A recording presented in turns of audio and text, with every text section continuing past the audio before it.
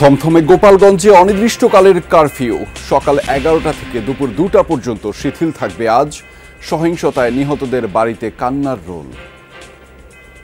আমার ঘরের ছেলে দোকানে খায়, বাড়ি খায়, দোকানদারি করে, ব্যবসা করে, বাড়ি থাকে, স্কুল করে চলে আসে। আমার সেই সন্তান চলে গেলে সেই সন্তানকে যদি ফেরত দিতে পারো তাহলে আমি যা করতে গো আমি তাই করবো। আমার জামাই কোনো দল করতো না, আমার জামাই ব্যবসা করতো। স্বাভাবিক প্রতিদিনের মতোই সে দোকানে বের হয়েছিল, তারে কেন গুলি করা হইল? সরকারের সংলাপ প্রস্তাব প্রত্যাখ্যান করে 18 জুলাই রাজপথে নামে শিক্ষার্থীরা। পুলিশের নির্বিচার গুলিতে প্রাণ দেন মুগ্ধ ফাইয়াজ সহ 19 জন। আন্দোলনের নতুন মাত্রা। মিয়ানমারে ফিরতে ঐক্যবদ্ধ হচ্ছে রোহিঙ্গাদের সংগঠনগুলো। সক্রিয় নতুন জোট 4 ব্রাদার্স অ্যালায়েন্স। বাংলাদেশের মাটিতে সশস্ত্র তৎপরতার প্রশ্রয় নেই বার্তা পুলিশের। এখানে আশ্রয় নিয়ে ওরা কোনোভাবে ওরা সন্ত্রাসী তৎপরতায় জড়িত হোক, অস্ত্র নিয়ে ওরা সন্ত্রাসী কাজকর্ম করুক, এটা আমরা কোনোভাবে আমরা এলাও করবো না। আমরা চাঁদাবাজি, দখল আর নির্যাতনের জনপদ কুমিল্লার আলিয়ারা। প্রবাসীর পরিবার টার্গেট করে চালানো হচ্ছে হামলা। যুবলীগ নেতার অত্যাচারে বাড়ি ছাড়া অনেকে। মধ্যযুগীয় কায়দায় মানুষকে প্রতিনিয়ত মারতেছে যারা একটা পুরুষ নিয়ে গ্রামে। আমাদেরকে মেরে তারপরে দিয়ে ওরা সবকিছু ভাঙচুর করে ওরা চলে গেছে। মতিঝিলের সেনা কল্যাণ ভবনে বাংলাদেশ ব্যাংকের কর্পোরেট অফিসে আগুন। ফায়ার সার্ভিসের 1 ঘন্টার চেষ্টায় নিয়ন্ত্রণে।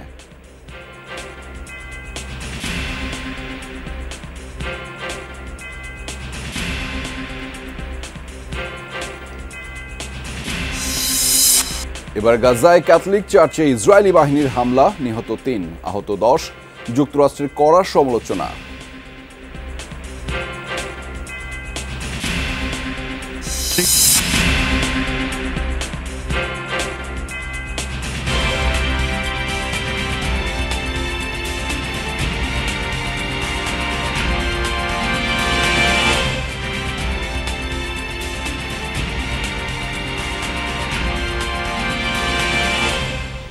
দর্শক, আমন্ত্রণ যমুনা নিউজে আপনাদের সাথে আছি আমি আহমেদ রেজা। এতক্ষণ শিরোনাম দেখছিলেন, এবার জানাচ্ছি বিস্তারিত। এনসিপির পথসভাকে কেন্দ্র করে বুধবার দিনভর সংঘর্ষ আর প্রাণহানির ঘটনায় থমথমে গোপালগঞ্জ। বুধবার রাতে শুরু হওয়া কারফিউ আবারও বাড়িয়েছে আইনশৃঙ্খলা বাহিনী। তবে আজ সকাল 11টা থেকে দুপুর 2টা পর্যন্ত বিরতি দিয়ে এই কারফিউ চলবে অনির্দিষ্টকালের জন্য। এদিকে সংঘর্ষের ঘটনায় সন্দেহভাজন 20 জনকে আটক করেছে আইনশৃঙ্খলা বাহিনী। পথে পথে ব্যারিকেড, ছড়িয়ে ছিটিয়ে থাকা ইট পাথর কিংবা লাঠিসোঁটা দেখেই অনুমান করা যায় কতটা সহিংস ছিল বুধবারের হামলা।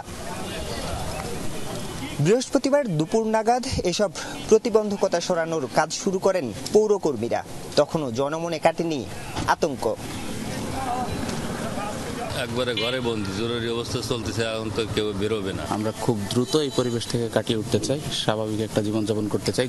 কারফিউয়ের কারণে বেশিরভাগ দোকান, ব্যবসা প্রতিষ্ঠান বন্ধ, সাধারণের আনাগোনাও কম। বয়স অনুযায়ী আমি এখনো দেখি নেই যে এরকম অস্বাভাবিক পরিস্থিতি কখন হয়েছে। এখন শহরে যেহেতু সন্ধ্যা 6টা পর্যন্ত কারফিউ জারি, তারপরে গাড়ি চলাচল করতেছে। শৃঙ্খলা ফেরাতে বুধবার রাত থেকেই পুরো গোপালগঞ্জে টহলে ছিল পুলিশ, সেনাবাহিনী, বিজিবি, নৌবাহিনী ও কোস্টগার্ডের সদস্যরা। সকালে বাড়ে আইন শৃঙ্খলা বাহিনীর তৎপরতা। রাতভর অভিযান চালিয়ে অন্তত 20 জনকে আটক করে পুলিশ। জনগণের শান্তি আনয়নের জন্য যা যা পদক্ষেপ নেওয়া দরকার আমরা ঢাকা রেঞ্জ থেকে এবং বাংলাদেশ পুলিশ থেকে সমস্ত কিছু নেওয়া হবে। সন্ত্রাসীদের কোনো নিস্তার নেই, তারা বিন্দুমাত্র ছাড় পাবে না। বুধবার হামলা চালানো হয়েছিল জেলা প্রশাসন কার্যালয়ে এবং গোপালগঞ্জ কারাগারে। নিরাপত্তা বাড়ানো হয় এসব স্থাপনায়। আমরা প্রথম থেকে এখানে ব্যবস্থা নিয়েছি। এছাড়া আমাদের কারারক্ষীদের, তারপর এখানে যিনি কারার ইনচার্জ হিসাবে আছেন, ওনার সাহসিকতার জন্য আমরা এটা যথেষ্ট পরিমাণে আমরা ট্যাকল করতে পেরেছি। গতকালকে সিচুয়েশন অনুযায়ী তো আজকেও আমরা সেভাবে প্রিপেয়ার্ড আছি। যদি কোনো কিছু আসে বা কোনো কিছু আমরা ওরকম টের পাই তাহলে অবশ্যই আমরা ক্যাপাবল। টুঙ্গিপাড়া, কোটালীপাড়া সহ 5 উপজেলার অন্তত 12টি জায়গায় মোতায়েন করা হয়েছে অতিরিক্ত পুলিশ। পুরো গোপালগঞ্জ জুড়ে যে তাণ্ডব চালানো হয়েছে তার ক্ষতচিহ্ন এখনো ছড়িয়ে আছে চারদিকেই। সকাল থেকে পরিস্থিতির অনেকটাই উন্নতি হয়েছে, কিন্তু এখন এখানকার মানুষের মধ্যে এক ধরনের অজানা আতঙ্ক ভর করেছে। তারা বলছেন গোপালগঞ্জের মানুষ শান্তিপ্রিয়, যারা এই শান্তি বিনষ্ট করেছে তাদের দ্রুত শাস্তির আওতায় আনা হোক। সন্ধ্যা 6:15টার দিকে গোপালগঞ্জের সার্বিক পরিস্থিতি নিয়ে ব্রিফ করেন ঢাকার বিভাগীয় কমিশনার। বাড়ানো হয় কারফিউয়ের সময়সীমা। পরিস্থিতির অবনতি না ঘটে এই জন্য আমরা যে কারফিউটা ছিল সেটা আমরা কন্টিনিউ করার সিদ্ধান্ত নেওয়া হয়েছে এবং আগামীকালকে দুপুর 12টা পর্যন্ত সেই কারফিউ বলবৎ থাকবে এবং 2 ঘন্টা বিরতি দিয়ে আবার সেটা পুনরাদেশ না দেওয়া পর্যন্ত সেটা চলমান থাকবে। বিভাগীয় কমিশনার বলেন, সাধারণ মানুষের আতঙ্কিত হওয়ার কিছু নেই। যারা দুষ্কৃতিকারী তাদের চিহ্নিত করে গ্রেফতারের চেষ্টা চলছে। পুলিশি অভিযান দুষ্কৃতিকারীদের বিরুদ্ধে। কারফিউয়ের সময়সীমা বাড়ানোর পর রাতে বাড়ানো হয় আইন শৃঙ্খলা বাহিনীর অবস্থান এবং টহল। পুরো শহরে বিরাজ করে থমথমে অবস্থা। আরিফুর রহমান সবুজ, যমুনা নিউজ, গোপালগঞ্জ। দর্শক, এই মুহূর্তে জানতে চাই গোপালগঞ্জের পরিস্থিতি এবং সেটি জানাতে আমাদের সাথে যুক্ত রয়েছেন সহকর্মী মোজাম্মেল হোসেন মুন্না। মুন্না, আমরা একটু আপনার কাছ থেকে বিস্তারিতভাবে জানতে চাই সহিংসতার ঘটনায় নতুন করে কেউ গ্রেফতার হয়েছে কিনা এবং শহরের সার্বিক পরিস্থিতি আপনি কেমন দেখছেন? গোপালগঞ্জে কিন্তু এক নাগারে কিন্তু কারফিউ চলছে, সেই কারফিউ কিন্তু এখনো বলবৎ রয়েছে। গোপালগঞ্জে এখনো যদি বলি থমথমে অবস্থা রয়েছে। গ্রেফতার আতঙ্কে কিন্তু সাধারণ যারা জনগণ তারাও কিন্তু গোপালগঞ্জে এখনো যদি বলি থমথমে অবস্থা রয়েছে। গ্রেফতার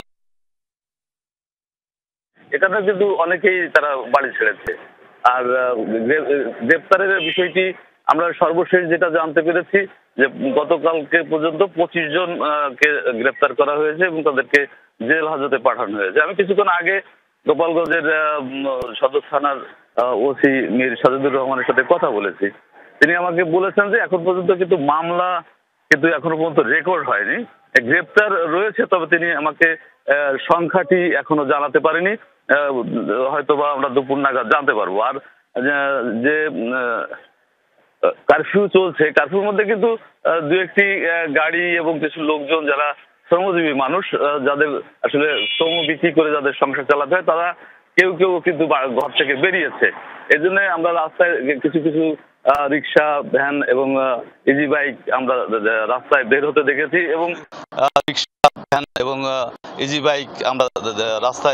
দেখেছি এবং কাঁচা বাজার এখনো খোলা আছে। 2-1 জনকে আমি দেখেছি তারা কাঁচা বাজার করে তারা রিক্সায় করে বাড়ি ফিরছে, তবে সংখ্যা খুব কম। আর সব মিলিয়ে হয়তো আজকে কিন্তু কারফিউ বেলা 11টা থেকে বেলা 2টা পর্যন্ত শিথিল থাকবে। এরপরে 2টা থেকে আবার 6টা পর্যন্ত কারফিউ আবার আগের মতনই বলবৎ থাকবে। তবে এরপরে সিদ্ধান্ত নেওয়া হবে যে কারফিউ কত পর্যন্ত আবার বাড়ানো হবে না কমানো হবে, এটি সিদ্ধান্ত নেওয়া হবে। রেজা, সেই খবরের বিস্তারিত আপনার মাধ্যমে জানছিলাম। ধন্যবাদ মোজাম্মেল হোসেন মুন্না আমাদের সাথে যুক্ত হওয়ার জন্য। গোপালগঞ্জে বুধবার এনসিপির পথসভাকে কেন্দ্র করে সহিংসতায় নিহতদের বাড়িতে এখন কান্নার রোল। নিহত সোহেল মোল্লা ও দীপ্ত সাহার পরিবার বলছে তারা কোনো দলের রাজনীতির সাথে সম্পৃক্ত ছিল না, দুজনেই ব্যবসায়ী ছিলেন। ময়না তদন্ত ছাড়াই নিহতদের মরদেহ দাফন ও সৎকার করা হয়।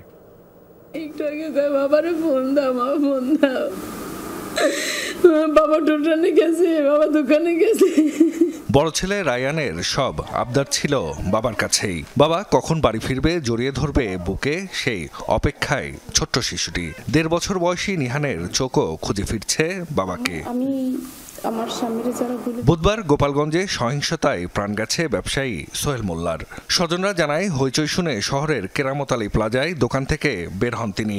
কিছু দূরে চৌরঙ্গি মোড় এলাকায় গিয়ে দাঁড়ানোর সাথে সাথে গুলিবিদ্ধ হন। একমাত্র সন্তানকে হারিয়ে থামছেই না মা বাবার আহাজারি। পরিবার বলছে রাজনীতির সাথে জড়িত ছিল না সোহেল। আমার একটা কবুতর, আমার আর কেউ নাই রে। আমার কোনো অভিযোগ নাই। আমার স্বামী সাধারণ মানুষ ছিল, সাধারণ ব্যবসায়ী ছিল, তারে গুলি করা হয়েছে। আমি এতটুকুই যাই সবার কাছে, সেই জন্য জান্নাতবাসী হই। আমার পক্ষে মানে দীপ্ত সাহার বাড়িতেও কান্নার রোল। তার এমন মৃত্যু কিছুতেই মানতে পারছে না পরিবার। দোকান বন্ধ করে বাড়ি ফেরার পথে গুলিতে দীপ্ত মারা যান বলে জানান স্বজনরা। বলেন তিনি রাজনীতির সাথে জড়িত ছিলেন না।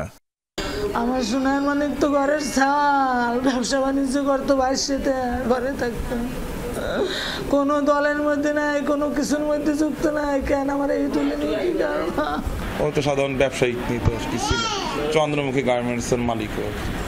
দোকান ঠিকই ওইভাবে আটকায় চলে আসতেছে। যখনই এটা হইল তখন দোকান আটকায় চলে আসতেছিল, তো ও তার বুঝতে পারে না যে এরকম গোলাগুলি শুরু হয়ে গেছে। ময়নাতদন্ত ছাড়াই দুজনের মরদেহ দাফন ও সৎকার করা হয়েছে। বুধবার গোপালগঞ্জে জাতীয় নাগরিক পার্টির জুলাই পদযাত্রায় হামলা চালানো হয়। পরে আওয়ামী লীগ ও সহযোগী সংগঠনের নেতাকর্মীদের সাথে সংঘর্ষ হয় আইনশৃঙ্খলা বাহিনীর। নিহত হয় 4 জন। জাহিদ হাসান, যমুনা নিউজ। গোপালগঞ্জে হামলার ঘটনায় সুষ্ঠু বিচার চেয়ে 3 দফা দাবি জানিয়েছে জাতীয় নাগরিক পার্টি এনসিপি। হামলার তীব্র নিন্দা জানিয়ে নতুন কর্মসূচিও ঘোষণা করেছে দলটি।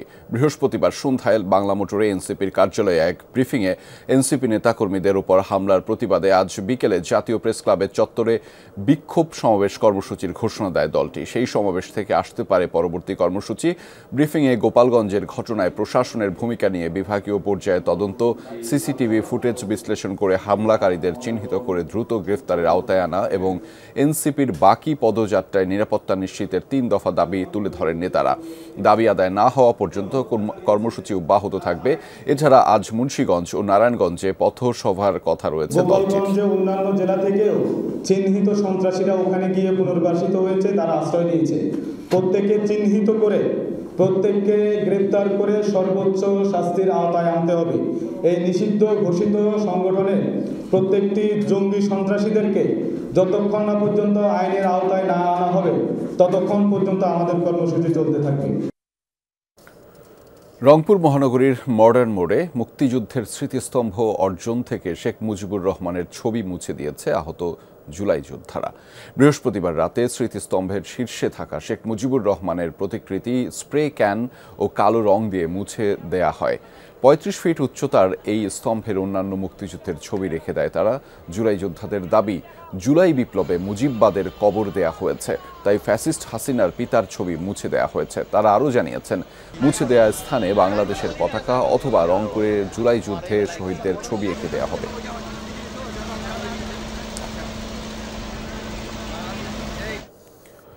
জুলাই সনদ তৈরির প্রক্রিয়া হতে হবে স্বচ্ছ ও মানুষের কাছে দৃশ্যমান। ঐক্যমত্য কমিশনের বৈঠকে এমন নির্দেশনা দিয়েছেন প্রধান উপদেষ্টা। বৃহস্পতিবার রাষ্ট্রীয় অতিথি ভবন যমুনায় জাতীয় ঐক্যমত্য কমিশনের এক বৈঠকে এই নির্দেশনা দিয়েছেন প্রধান উপদেষ্টা ও কমিশন প্রধান অধ্যাপক ডক্টর মোহাম্মদ ইউনূস। বৈঠকে ঐক্যমত্য কমিশনের কাজের অগ্রগতি সম্পর্কে প্রধান উপদেষ্টাকে অবহিত করা হয়। আগামী 5 আগস্টের মধ্যেই জুলাই সনদ তৈরির কাজ সম্পন্ন করতে সর্বোচ্চ চেষ্টা চলছে বলে কমিশন সদস্যরা প্রধান উপদেষ্টাকে জানিয়েছেন।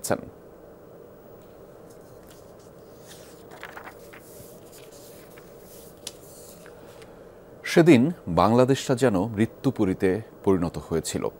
সারা দেশে নির্বিচারে পুলিশ গুলি করেছিল আন্দোলনকারীদের বুকে পিঠে।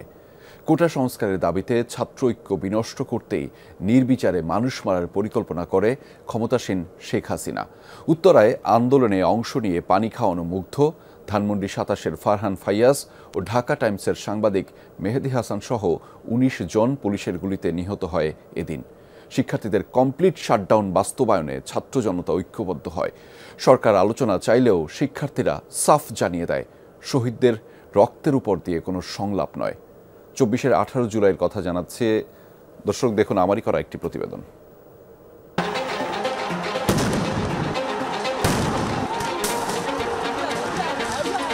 সারা দেশে প্রাণ গেছে 19 জনের।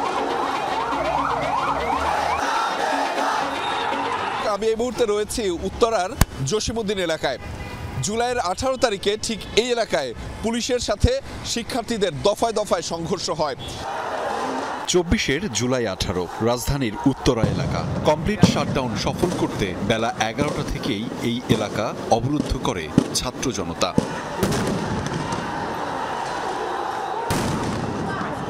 ধাওয়া পাল্টা ধাওয়া আর টানা কয়েক ঘন্টা সংঘর্ষ চলে পুলিশ ও আন্দোলনকারীদের মধ্যে। পরিস্থিতি নিয়ন্ত্রণে টিয়ার শেল, রাবার বুলেট ও সাউন্ড গ্রেনেড ছোড়ে পুলিশ। বিপরীতে শিক্ষার্থীরা ছোড়ে ইট পাটকেল। এ সময় পুলিশের গাড়ি আন্দোলনকারীদের চাপা দেওয়ার ছবিও পাওয়া যায় যমুনার ক্যামেরায়।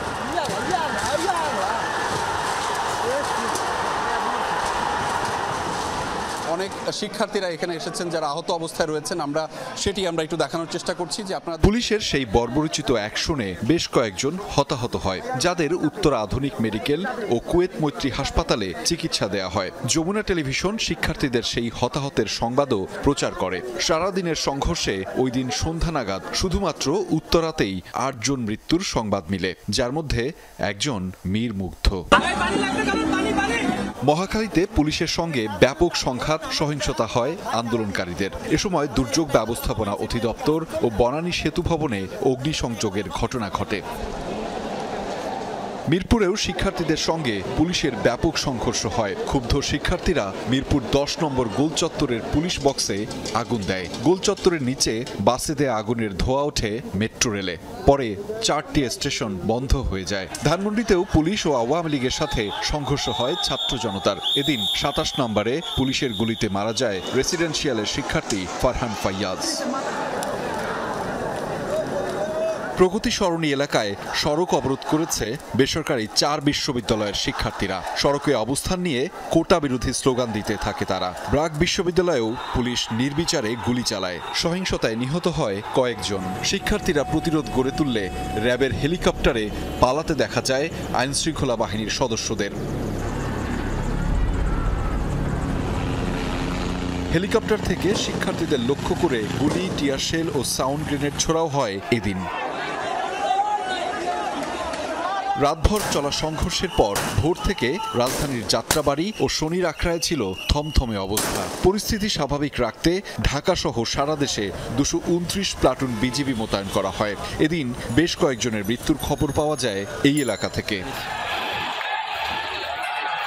বাংলাদেশ টেলিভিশনের প্রধান কার্যালয়ে হামলা চালায় আন্দোলনরত শিক্ষার্থীরা। করা হয় ভাঙচুর ও অগ্নিসংযোগ। এদিন কোটা সংস্কারে নীতিগতভাবে একমত হয় সরকার। তবে সমন্বয়ক হাসনাত আব্দুল্লাহ সাফ জানিয়ে দেন, গুলি আর আলোচনা একই সঙ্গে চলতে পারে না।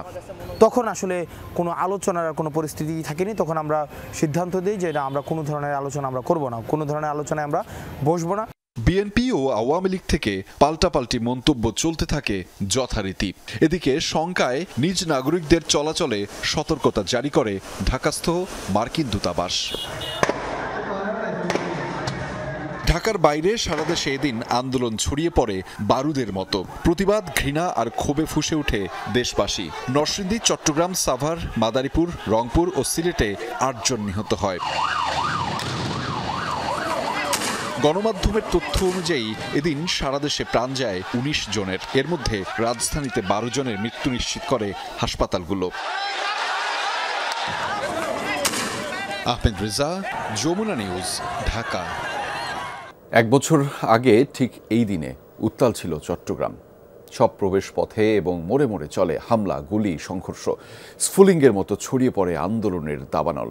জীবনের ঝুঁকি নিয়ে উত্তপ্ত রাজপথে নামা চট্টগ্রামের শিক্ষার্থীরা জানালেন সেদিনের ভয়াল অভিজ্ঞতার কথা।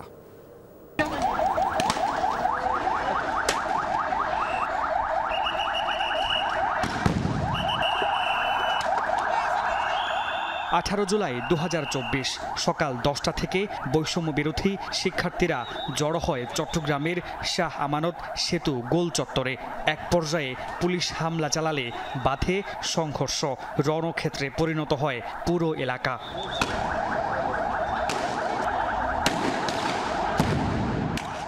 একই সময়ে চাঁদগাঁও, বহদ্দারহাট, মুরাদপুর সহ বিভিন্ন পয়েন্টে শিক্ষার্থীদের সাথে পুলিশের দফায় দফায় সংঘর্ষে একজন নিহত ও অর্ধ শতাধিক আহত হয়। আন্দোলনের স্ফুলিঙ্গ ছড়িয়ে পড়ে পুরো চট্টগ্রামে। নিরস্ত্র ছাত্র জনতার উপর হামলা, গুলির সেই ভয়াল দিনের বর্ণনা দেন এই শিক্ষার্থী। সামনে নারীদের বলয় ভেদ করতে না পেরে তারা কাপুরুষের মতো পিছন থেকে হামলা করে। যখন আমাদের স্টুডেন্টরা খেপে যায় তখন হচ্ছে যে তাদের উপর পাথর নিক্ষেপ করা শুরু করে এবং এক পর্যায়ে তারা ওপেন ফায়ার শুরু করে। সেদিন আন্দোলনে সামনে থেকে নেতৃত্ব দেয়া এই শিক্ষার্থী আহত হন। ঝুঁকি আর হুমকির পরও দমে যাননি। পুলিশ, ছাত্রলীগ, যুবলীগ একাকার মিলেমিশে আমাদের উপর হামলা চালিয়েছে এবং ওপেন ফায়ার শুধুমাত্র পুলিশ করে নাই, পাশাপাশি ছাত্রলীগ, যুবলীগ করেছে। আন্দোলনে অংশ নেয়া শিক্ষার্থীদের অভিযোগ, গুলিবর্ষণের নির্দেশদাতা সহ জড়িতদের বেশিরভাগই এখনও ধরাছোঁয়ার বাইরে। এ নিয়ে হতাশ তারা। শহীদদের রক্তের দায়বদ্ধতার জায়গা থেকে, আমাদের আহত ভাইদের দায়বদ্ধতার জায়গা থেকে আমরা চাই যে বিচারের কথা বলে আমরা এই দৃশ্যমান কোনো আমরা বিচার দেখি নাই, সংস্কারও আমরা দেখি নাই। আমরা দ্রুত এই বিচার কার্যক্রম চাই। 1 বছর পার হয়ে গেছে, আরও 1 বছর পরে যাতে আমাদের এখানে দাঁড়িয়ে বলতে না হয় যে আমাদের বিচার কার্যক্রম হয়নি। যে লক্ষ্য, যে স্বপ্ন নিয়ে গণ অভ্যুত্থান তা পূরণ হবে এমন আশায় রাজপথ কাঁপানো তরুণরা। আমাদের অনেক সহযোদ্ধা আমার সাথে যারা কাঁধে কাঁধ মিলিয়ে লড়াই করেছে, অনেকে নিহত হয়েছে, অনেকে পঙ্গুত্ব বরণ করেছে। যেন এরকম আর ক্রাউডিং সিচুয়েশন না হয়, এ কারণে বিচারটা সুস্পষ্টভাবে করতে হবে, না হলে আমাদের বৃথা যাবে। জুলুম, অত্যাচার, নির্যাতনকে মূলোচ্ছেদ করে বাংলাদেশে ন্যায় এবং ইনসাফের একটি সমাজ বিনির্মাণ করতে হবে। মামুন নুরশি তৌফি, যমুনা নিউজ, চট্টগ্রাম। অধিকার প্রতিষ্ঠা ও নিজ দেশ মিয়ানমারে ফিরতে ঐক্যবদ্ধ হচ্ছে আরসা, আরএসও সহ রোহিঙ্গাদের সব সংগঠন। নেতারা বলছেন, রাখাইনে আরাকান আর্মির হত্যা, গণধর্ষণ, নির্যাতন প্রতিরোধে একসাথে কাজ করতে চায় তাদের নতুন জোট 4 ব্রাদার্স অ্যালায়েন্স। আর রাখাইনে পরিস্থিতির উন্নতি হলে বাংলাদেশে থাকা রোহিঙ্গাদের প্রত্যাবাসনও সহজ বলে আশা তাদের বিশ্বাস। এখনই না থাকলেও আরাকান আর্মিকে প্রতিহত করার মতো শক্তি তারা অর্জন করতে পারবেন শিগগিরই। তবে বাংলাদেশের মাটিতে কোনো সশস্ত্র সংগঠনের তৎপরতা চালানোকে সরকার প্রশ্রয় দেবে না বলে আবারও স্পষ্ট করেছে আর্মড পুলিশ ব্যাটালিয়ন APBN। সহকর্মী মাহফুজ মিশুর রিপোর্টে থাকছে বিস্তারিত, সাথে ছিলেন এহসান আল কুতুবী। গেল মার্চের পর থেকে রাখাইন রাজ্য প্রায় পূর্ণ নিয়ন্ত্রণে নিয়েছে আরাকান আর্মি। তারপর থেকে জান্তা সরকারের মতো তারাও শুরু করেছে রোহিঙ্গা জনগোষ্ঠীর উপর নির্যাতন, নিপীড়ন, হত্যা, ধর্ষণ। ফলাফল, প্রাণভয়ে আবারও বাংলাদেশে পালিয়ে আসতে হয়েছে লক্ষাধিক রোহিঙ্গাকে। এখন বিদ্রোহী আরাকান আর্মির হাত থেকে বাঁচতে মরিয়া রোহিঙ্গাদের সশস্ত্র সংগঠনগুলো। সে লক্ষ্যে নানা তৎপরতাও চালাচ্ছে তারা। এরই মধ্যে গত মার্চে Arakan Rohingya salvation army Archer প্রধান আতাউল্লাহ সহ 6 জনকে নারায়ণগঞ্জ থেকে গ্রেপ্তার করেছে র্যাব। নাশকতার পরিকল্পনার অভিযোগে চলছে বিচার কাজ।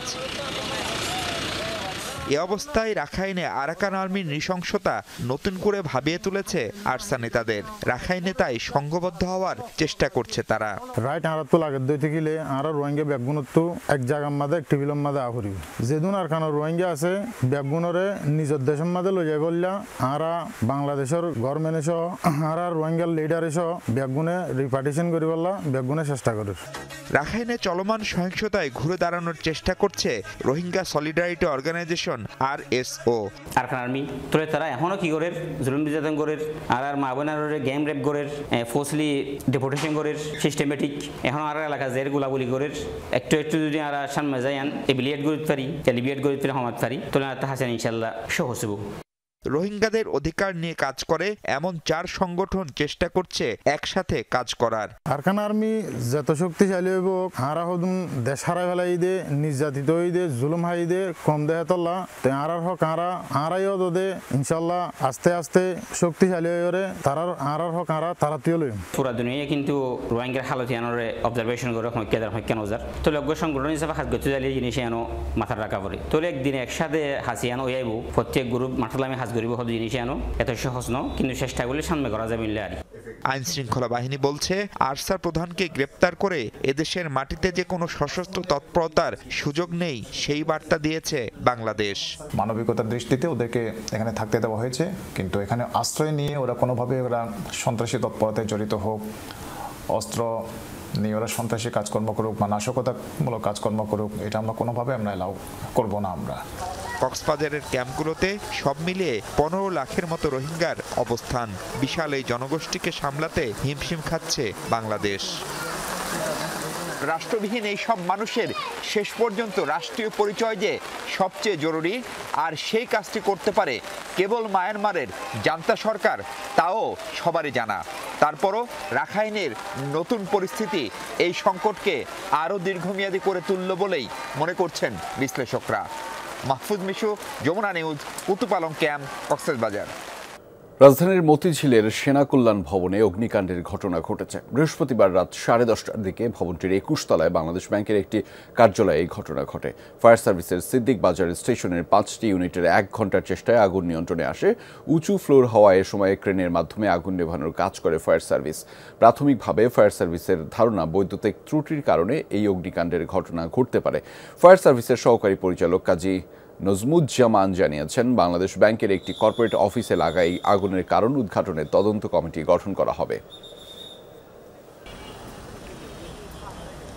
21 তলায় বাংলাদেশ ব্যাংকের একটা কর্পোরেট অফিসে গিয়ে আগুনটা আমরা পাই। সিলিংয়ের উপরে বৈদ্যুতিক তারের ভিতরে আগুনটা ছিল। এখান থেকে প্রচণ্ড ধোঁয়া সৃষ্টি হয়, আর এই ধোঁয়াটা আস্তে আস্তে প্রত্যেকটা ফ্লোরের যে সিঁড়ি আছে অথবা লিফটের যে বয়েড স্পেস আছে সেদিকে বের হইয়া চলে আসে, যার কারণে আগুনটা আমাদেরকে নির্বাপন করতে একটু ব্যাক হয়। এই দুয়ার ভিতরে আমরা খুঁজে খুঁজে বের করি আগুনটা কোথায় অবস্থানটা। সালিশের মধ্যে তুচ্ছ ঘটনাকে কেন্দ্র করে রাজধানীর আদাবরে ডিম ব্যবসায়ীর গুলিতে প্রাণ গেছে প্রাইভেট কার চালক ইব্রাহিমের। অনুসন্ধানে জানা গেছে, এই সালিশে বসার আগে ইব্রাহিমের সাথে মোবাইলে উত্তপ্ত বাক্য বিনিময় হয় ডিম ব্যবসায়ী সজীবের। এরপর সালিশে হয় হাতাহাতি। এক পর্যায়ে ব্যাগে থাকা বিদেশি পিস্তল দিয়ে ইব্রাহিমকে লক্ষ্য করে 2 রাউন্ড গুলি ছুড়ে সজীব। নির্মম এই হত্যাকাণ্ডের দৃষ্টান্তমূলক শাস্তি চায় ইব্রাহিমের পরিবার। সহকর্মী আশিক মাহমুদের প্রতিবেদনে থাকছে বিস্তারিত।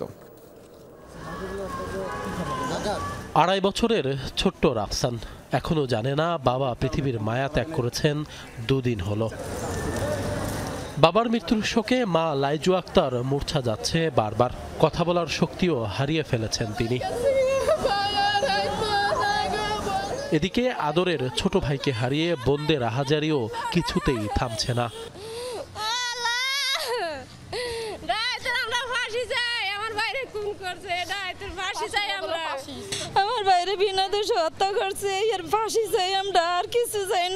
গত বুধবার রাতে আদাবরের নবোদয় হাউজিংয়ে ভাতিজার বিরোধের মীমাংসা করতে ডিম ব্যবসায়ী সজীবের সাথে সালিশে বসে ইব্রাহিম। সালিশের এক পর্যায়ে হাতাহাতি হয় দুজনের। এ সময় দোকান থেকে বেরিয়ে ব্যাগ থেকে পিস্তল বের করে 2 রাউন্ড গুলি ছোড়ে সজীব, যার একটি ইব্রাহিমের বুকে বিদ্ধ হয়। পুরো ঘটনাটি ধরা পড়ে সেখানকার সিসি ক্যামেরায়। ডিম ভাঙে গেছে ব্যান উল্টে। ডিম ভাঙা যাওয়ার পরে তখন হেরা আবার আমার মারধর করছে। চাচারা জানার পরে চাচা কোথায় কাছে ঠিক আছে তুই সুস্থ হয়ে নে, আর আমি ঢাকার বাড়ি ফিরে আসি, ঢাকার বাড়ি ফিরতে না আনি। তারপরে এটা লইয়া পয়সালত বমু। পরে ধরেন কালকে এটা নিয়ে পয়সালত বইছিল, মানে কথা করার মধ্যে একটা থাবর মারছে আমার চাচারে সজীব ভাই। তো সজীব ভাই থাবর মারার পরে তা আপনার এরপরে এনে মানে একটু কুদাকুদি হয়েছে, তকত হয়েছে। পরে এরা বাইরে ফিটে বাইরে গেছে। বাইরে ফিটে বাইরে আনার লগে আপনার পরে হ্যাঁ এখানে একটা ব্যাগ ছিল, ব্যাগের তো পরে বাইর করে পরে আমার চাচারে গুলি করছে সজীব ভাই। এ সময় ঘটনাস্থল থেকেই সজীব ও তার ভাই রুবেলকে আটক করে গণধোলাই দেয় স্থানীয়রা। পরে পুলিশ ও সেনা সদস্যরা এসে তাদের উদ্ধার করে গ্রেপ্তার দেখায়। গ্রেপ্তারকৃত সজীবের কাছ থেকে উদ্ধার করা আগ্নেয়াস্ত্রটি অত্যাধুনিক বিদেশি পিস্তল।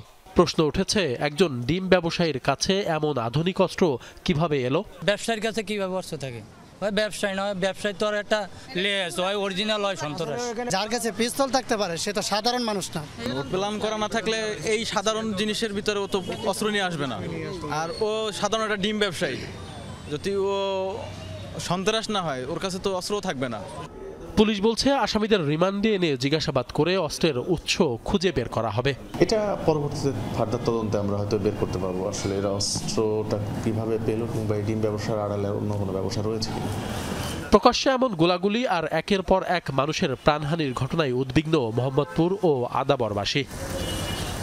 আশিক মাহমুদ, যমুনা নিউজ, ঢাকা। আতঙ্কের জনপদ কুমিল্লার নাঙ্গলকোটের আলিয়ারা গ্রাম। ত্রাসের রাজত্ব গড়ে তোলার অভিযোগ বক্সগঞ্জ ইউনিয়ন যুবলীগের সাবেক সভাপতি শেখ ফরিদের বিরুদ্ধে। যুগ যুগ ধরে তার বাহিনীর হামলা, ভাঙচুর, লুটপাটের শিকার অনেকেই। আতঙ্কে হয়েছেন বাড়ি ছাড়াও। পুলিশি অভিযানে গ্রেফতার হয়েছে কয়েকজন। যমুনা টিভির এই যাত্রা নাঙ্গলকোটের প্রবাসী অধ্যুষিত একটি গ্রামে, যেখানে চলছে ত্রাসের রাজত্ব।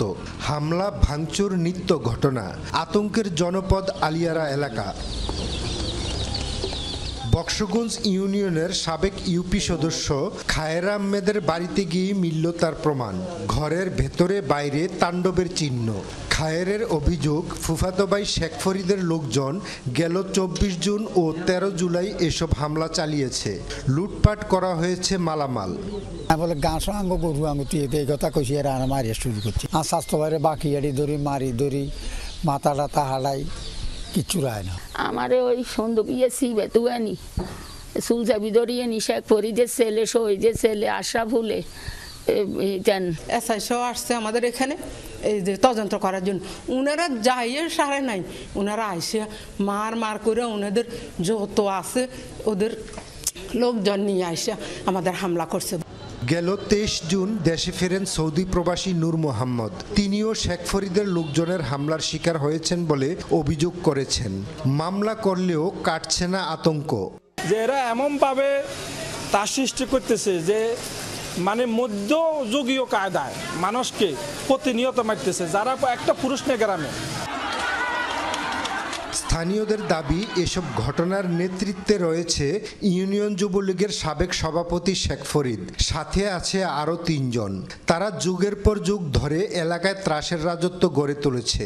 ওনার গলায় বিয়ে ছুরি ধরছে, ছুরি ধরার পরে আমাদের উপরে অনেক নির্যাতন করছে, আমাদেরকে মেরে তারপরে দিয়ে ওরা সবকিছু ভাঙচুর করে ওরা চলে গেছে। তারা 20-25 জন আসছে, এরপরে আরো 5 জন আছে। আসার পর দুম করে আমাদের দরজা সবকিছু ভেঙে ফেলে। বাড়িতে গিয়ে পাওয়া যায়নি অভিযুক্ত ফরিদকে, সারা দেননি টেলিফোনেও। পুলিশের দাবি, সন্ত্রাসী কর্মকাণ্ডে জড়িত বেশ কয়েকজনকে এরই মধ্যে গ্রেপ্তার করা হয়েছে।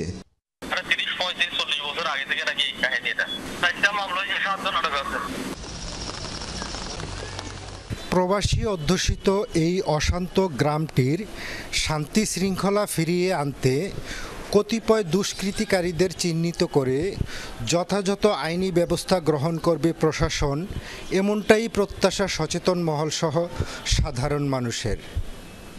খোকন চৌধুরী, যমুনা নিউজ, কুমিল্লা। নিষিদ্ধ ঘোষিত সংগঠন ছাত্রলীগের সন্ত্রাসীদের দ্রুত আইনের আওতায় আনার দাবিতে বাগেরহাটে বিক্ষোভ মিছিল করেছেন যুবদলের নেতাকর্মীরা।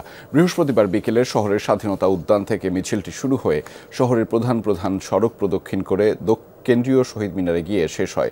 এ সময় জেলা যুবদলের নেতাকর্মীরা মিছিলে অংশ নেন। মিছিল শেষে সংক্ষিপ্ত পথসভায় বক্তব্য রাখেন জেলা যুবদলের নেতারা। বলেন, দেশের মানুষের জানমাল নিরাপদ নয়। সরকারের ব্যর্থতায় আইন শৃঙ্খলা পরিস্থিতি চরম অবনতির দিকে রয়েছে। দ্রুত অরাজকতা সৃষ্টিকারীদের গ্রেফতার করে বিচারের আওতায় আনার দাবিও জানিয়েছেন তিনি।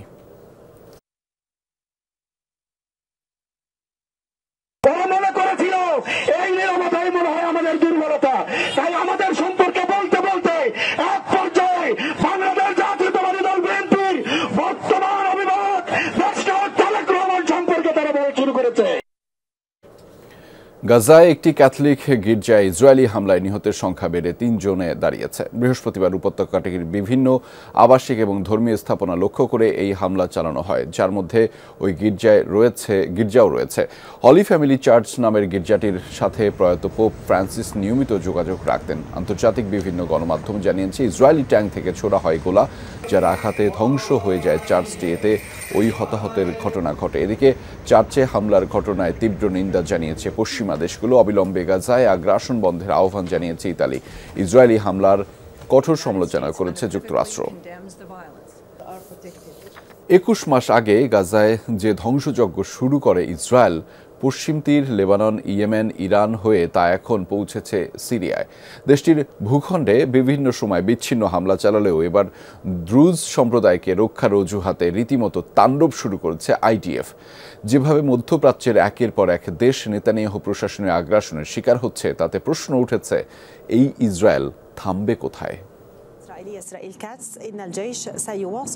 ইসরায়েলের বর্বরতার শিকার সিরিয়ার প্রতিরক্ষা মন্ত্রণালয়ের ভবন, যা ধরা পড়ে টেলিভিশনের লাইভ ব্রডকাস্টে। দ্রুজ সম্প্রদায়কে রক্ষার অজুহাতে রাজধানী দামেস্ক সহ একাধিক অঞ্চলে হামলা চালিয়েছে আইডিএফ। লক্ষ্য বানানো হয়েছে বেশ কয়েকটি স্পর্শকাতর ও গুরুত্বপূর্ণ স্থাপনা। 2023 সালের 7 অক্টোবর অপারেশন আয়রন সোর্ড নামে গাজায় যে আগ্রাসন শুরু করেছিল ইসরায়েল, তা যেন একের পর এক দেশে আরও বিস্তৃত করছে দেশটি, যার সবশেষ শিকার সিরিয়া। এর আগে সিরিয়া একাধিকবার বিচ্ছিন্ন হামলা চালালেও এবার বড় পরিসরে অভিযান চালাচ্ছে তারা। 21 মাস ধরে গাজায় নিরস্ত্র ফিলিস্তিনিদের ওপর নির্বিচার হত্যাযজ্ঞ চালাচ্ছে নেতানিয়াহু প্রশাসন। শুধু কি গাজা, ফিলিস্তিনিদের আরেক আবাসস্থল পশ্চিম তীরেও চলছে লাগাতার তাণ্ডব। গুড়িয়ে দেওয়া হচ্ছে ঘরবাড়ি, চালানো হচ্ছে নির্বিচার গুলি। হিজবুল্লাহর সাথে সংঘাতের জেরে মধ্যপ্রাচ্যের আরেক আরব দেশ লেবাননও হয়েছে ইসরায়েলি হামলার শিকার। যুদ্ধবিরতি কার্যকর হওয়ার আগ পর্যন্ত রাজধানী বৈরুত সহ বিভিন্ন শহরে বোমা ফেলা হয়েছে। অবশ্য চুক্তি হওয়ার পর আগ্রাসনের মাত্রা কমলেও হামলা পুরোপুরি বন্ধ হয়নি।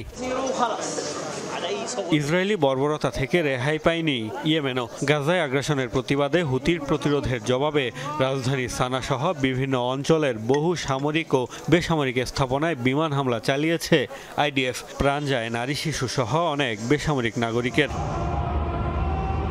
গত জুন মাসে ইরানও সাক্ষী হয়েছে ইসরায়েলি আগ্রাসনের।